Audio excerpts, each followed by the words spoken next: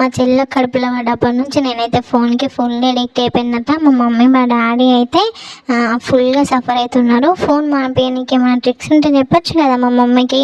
ఈరోజు అయితే మా డాడీ కొత్త మంచం తీసుకొచ్చిండు. డే అంతా పొలం దగ్గరికి పోయిండు, అట్లా వెళ్కిండు.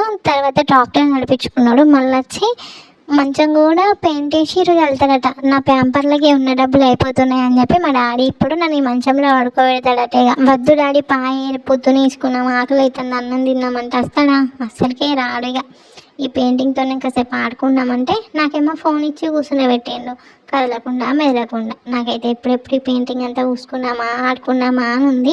మా డాడీకి ఫోన్ వచ్చింది. మా డాడీకి ఫోన్ ఇచ్చేసి ఏం చక్క దొరికింది సన్న అని చెప్పి మంచిగా మంచంతో ఆడుతాను. కానీ మా డాడీ చూడు మధ్య మధ్యలో కళ్ళు తెరుచుకుంటా ఏ అంశు అంటాను. మనం భయపడతామా? ఆ టైం ఉంది కదా. ఓకే ఫ్రెండ్స్, ఉండండి, నేను ఆడుకుంటా. బాయ్. సబ్స్క్రైబ్ చేసి అయితే మర్చిపోకండి. బాయ్.